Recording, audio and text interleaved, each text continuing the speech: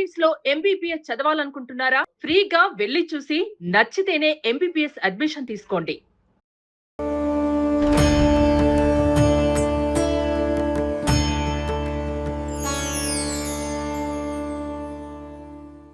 నమస్తే, welcome to Suman TV. నేను పద్మిని. ముందుగా ప్రేక్షకులకి వారాహి నవరాత్రుల శుభాకాంక్షలు.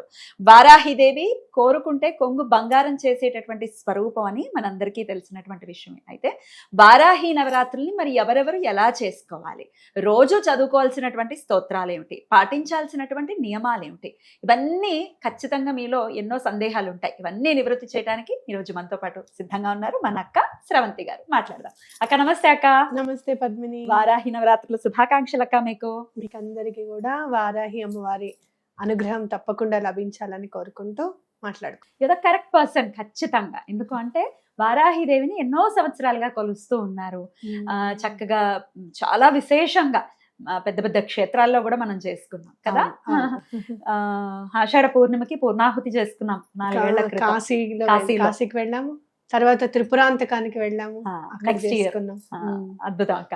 సో మరి వారాహి దేవిని ఎలా పూజించుకోవాలి అంటే డే 1, డే 2, డే 3 అలా సపరేట్ గా 9 వీడియోస్ మనం ప్రేక్షకులకు అందిస్తే వాళ్ళకు ఉపయోగకరంగా ఉంటుందని నా భావన అక్క. ఒక రోజు ముందు వీడియోస్ అన్ని కూడా పబ్లిష్ చేయడం జరుగుతుంది. సో ఖచ్చితంగా ఈ వీడియో చూస్తే చక్కగా ఫాలో చేసేసుకోవచ్చు వాళ్ళు. ఏం పూజ చేసుకోవాలి, ఎలా దండం పెట్టుకోవాలి, ఇవన్నీ మరి మొదలు పెడదాం అక్క. తప్పకుండా.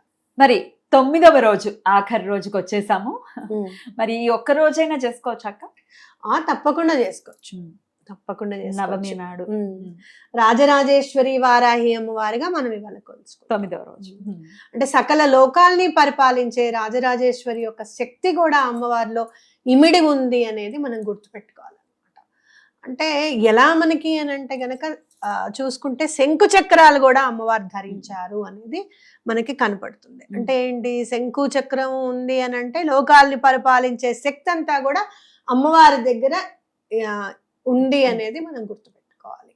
అలాగే దుష్ట శక్తులను పారద్రోలుతుంది, నెగటివ్ ఎనర్జీస్, బ్లాక్ మ్యాజిక్స్ అంటున్నారు, ఏమిటేమిటో చెప్తూ ఉంటారు. బాధ అనిపిస్తుంది.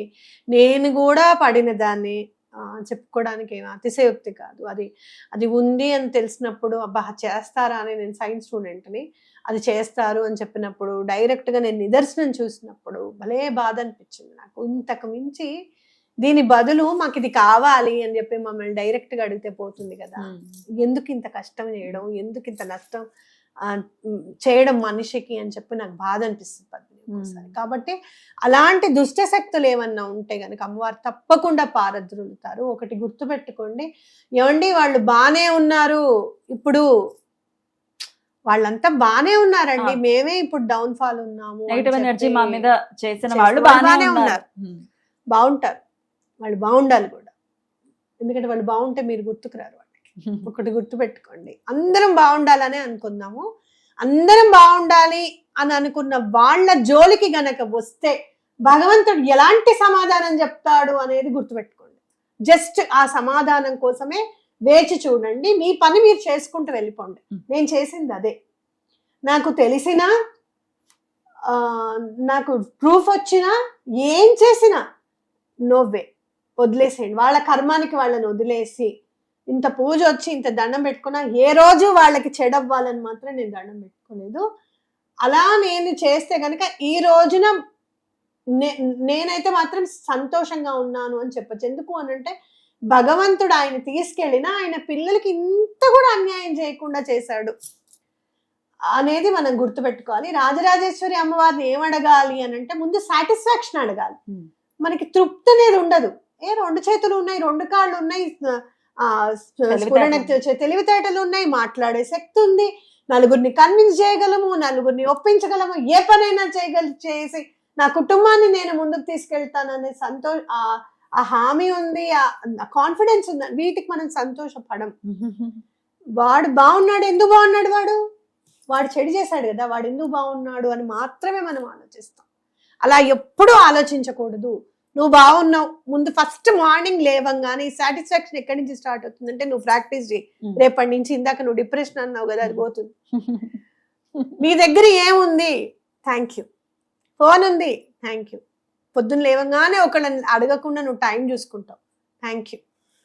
నీకు పొద్దున్న లేవంగానే చక్క మొహం కడుకోగానే అగో అమ్మ టీ తాగుతావా కాఫీ తాగుతావా అని అడిగే అమ్మ ఉంది. But Thank you. అన్నిటికంటే ముందు లేవగానే నవ్వుతూ చూసాను, ఆ పిల్లలు ఉన్నారు, ఆ, ఏం ఆ, కావాలనిపిస్తుంది. అమ్మకి చెప్తా ఉండు, నీకంటే పిల్లలు ఎక్కువ, చూసేస్తుంది వీడియో. నీకంటే పిల్లలు ఎక్కువ అంటాండో గుర్తుపెట్టుకోండి. తల్లిని కదా అక్క.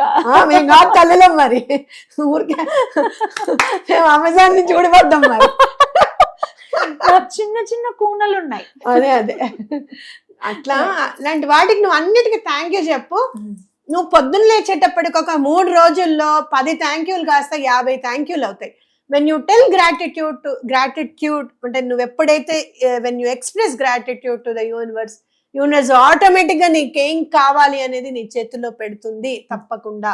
అమ్మ ప్రకృతి స్వరూపము అనుకున్నప్పుడు, ప్రకృతిలో మమేకమై అమ్మవారు నేను ఆ వ్యవసాయానికి అధిపతిని అని చెప్పి రోకలి నాగలి ఇవన్నీ పెట్టుకొని, నాగలింటే పెట్టుకుంది అమ్మాయి, రోకలి ఎందుకు పెట్టుకుంది, ఇంట్లో కూడా నేను ఉన్నాను, నేను హెల్ప్ చేస్తానే నీకు, నేను ఎందుకు చేయనని చెప్పడం అని మనకి. ఏ కష్టం వచ్చినా సుదర్శన చక్రం ఉంది, ఆవిడ పంపిస్తారు, అవునా కాదా? ఏ తీర్థం అయినా సరే శంఖంలో పోస్తే తీర్థం అవ్వాల్సింది, ఆ శంఖం ఆవిడ దగ్గరే ఉంది, ఇంకేం కావాలి మనకి?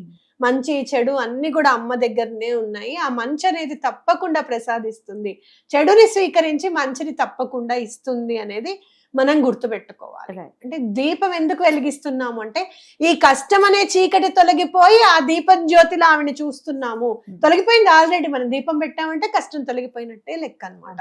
కాబట్టి కర్మ పరిపక్వమై అమ్మవారు తప్పకుండా మనకి హెల్ప్ చేస్తారు అనేది ఖచ్చితంగా నమ్మి, ఆ రాజరాజేశ్వరి అమ్మవారిని ఏం అడగాలంటే సాటిస్ఫాక్షన్, తృప్తి ఉండాలండి మనిషికి అని ఊరికనే అన్నారు. ఆ తృప్తిని ప్రసాదించమ్మా మాకు అని చెప్పి దండం పెట్టుకోవడము, ఇచ్చిన వాటన్నిటికీ ఫస్ట్ గ్రాటిట్యూడ్ చెప్పడం అమ్మవారికి, ఇచ్చే వాటికి కూడా గ్రాటిట్యూడ్ చెప్పడము, నాకు ఇచ్చేసామమ్మ నాకు అర్థమైంది అనుకొని దానికోసం మనం ప్రయత్నం, లోపం అనేది ఉండకుండా ప్రయత్నం అనేది చేయడం. అద్భుతం అక్క, చాలా చక్కగా వివరించారు. అయితే మరి 9వ రోజు ద్వాదశ నామాలు అలాగే వారాహి కవచం ఎలా చదువుకోవాలో ఒకసారి అక్క ద్వారా తెలుసుకుందాం. అక్క చదివి వినిపించండి అక్క. తప్పకుండా చెప్తానమ్మా. ఆ విఘ్నేశ్వరుడి పాద పద్మములకు నమస్కరిస్తూ మనం ఇప్పుడు వారాహి అమ్మవారి ద్వాదశ నామాలు చదువుకుందాం. ఓం పంచమ్యై నమః, ఓం దండనాథాయై నమః, ఓం సంకేతాయై నమః, ఓం సమయేశ్వర్యై నమః, ఓం సమయ సంకేతాయై నమః, ఓం వారాహ్యై నమః, ఓం పోత్రిణ్యై నమః, ఓం శివాయై నమః, ఓం వార్తాళ్యై నమః, ఓం మహాసేనాయై నమః, ఓం ఆజ్ఞాచక్రేశ్వర్యై నమః, ఓం అరిగ్ధై నమః. ఆ విఘ్నేశ్వరుడి పాదపద్మములకు నమస్కరిస్తూ మనం అమ్మవారి వారాహి కవచం చదువుకుందాం. అస్య శ్రీ వారాహి కవచస్య త్రిలోచన ఋషి అనుష్ఠుప్ ఛందః శ్రీ వారాహి దేవత.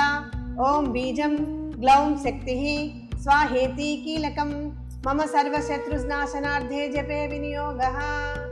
ధ్యానం ధ్యాత్వేంద్రనీలవర్ణాభాం చంద్ర సూర్యాగ్నిలోచనాం విధి విష్ణు హరేంద్రాది మాతృభైరవ సేవితాం జలన్మణి గణ ప్రోక్తమకుటామ విలంబితాం అస్త్రశస్త్రాణి సర్వాణి తత్తత్ కార్యోచితాని చ ఏతైః సమస్తైర్వివిధం బిభ్రతి ముసలం హలం పాత్వా హింస్రాంఘి కవచం భుక్తి ముక్తి ఫలప్రదం పటే త్రిసంధ్యం రక్షార్థాం ఘోరశత్రు నివృత్తిదం వార్తాళి మే శిరః పాతు గౌర్యాస్య ఫాలముత్తమం నేత్రే వరాహ వదనా పాతు కర్ణౌ తథాంజని घ्राणं मे रुन्धिनी पातु मुखं मे पातु जम्बिनी पातु मे मोहिनी जिह्वां स्तम्भिनी कण्ठमादरात् स्कन्दो मे पञ्चमी पातु भुजौ महिषवाहना सिंहरूढा करो पातु कुचो कृष्णमृगाञ्चिता नाभिं च शङ्किनी पातु पृष्ठदेशे त्रिचक्रिणी खड्गिनी पातु कट्यां मे मेढ्रं पातु च केधिनी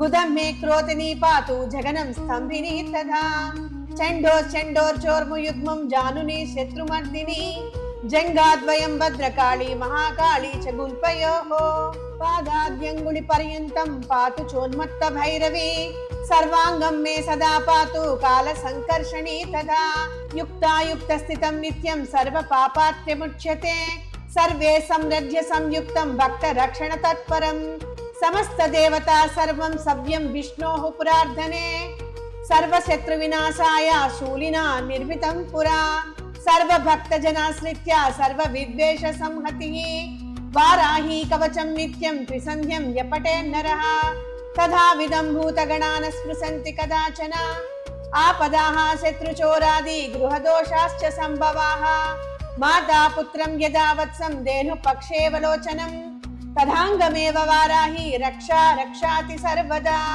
ఇది శ్రీ రుద్రయామల తంత్రే శ్రీ వారాహి కవచం. రుద్రయామల తంత్రం అంటే చాలా చాలా మహిమాన్వితమైనది అని వింటూ ఉంటాం. అద్భుతం. ఒక్కసారి చదువుకుంటే చాలా అక్క. ఒకసారి చదువుకుంటే చాలు. అమ్మవారి కవచం ఏంటంటే అన్ని విధాలుగా అసలు పంచభూతాలని కాదు, లేదు అంటే గనక శత్రువులు బయట అంతఃశత్రువులు, మనలోని అంతఃశత్రువులు ఎలా ఉంటారు చెప్పు, ఎవరు అవునా కాదా, అలాంటి వాళ్ళని కాదు, ఏదైనా కానీ శత్రు సంహారం అనేది అమ్మవారు చేస్తారు. మనని కూడా చాలా అంటే చాలా మౌల్డ్ చేస్తారు. ఒక రకంగా చెప్పాలి అని అంటే మనం కూడా అంటే అమ్మవారి చేతిలో మనం కూడా శిల్పంగా తయారవుతాం అనేది ఖచ్చితంగా చెప్పుకోవచ్చు. 9 రోజులు పూజ చేసుకునే వాళ్ళు బ్రహ్మచర్యం పాటించాలా? తప్పకుండా పాటించాలి. బ్రహ్మచర్యం అనేది తప్పనిసరి. అలాగే తామసిక ఆహారం, నాన్ వెజ్ తినకూడదు, ఉల్లిపాయ తినకూడదు, వెల్లుల్లిపాయ తినకూడదు. ఒకవేళ మేము 9 రోజులు చేయలేకపోతున్నామండి, రకరకాల కారణాల రీత్యా, అది పీరియడ్స్ ఉన్నాయి, ఇట్లా రకరకాలు ఉన్నాయి అనుకోండి, 3 రోజులు 5 రోజులు చేసుకోవచ్చా? ఎన్ని రోజులు చేస్తే అంత ఫలితం ఇస్తుంది అమ్మ. 3 రోజులు చేసిన తర్వాత అనుకోకుండా మీకు ఏమైనా అడ్డొచ్చింది అనుకోండి, తిట్టుకోకండి. అంటే అసలు ఏమీ చేయకుండా నువ్వు పక్కన కూర్చుని కూడా నన్ను పూజించవచ్చు అనేంత అమ్మవారు ఇచ్చింది అని ఖచ్చితంగా నమ్మండి. తప్పకుండా మంచి జరుగుతుంది. అద్భుతం.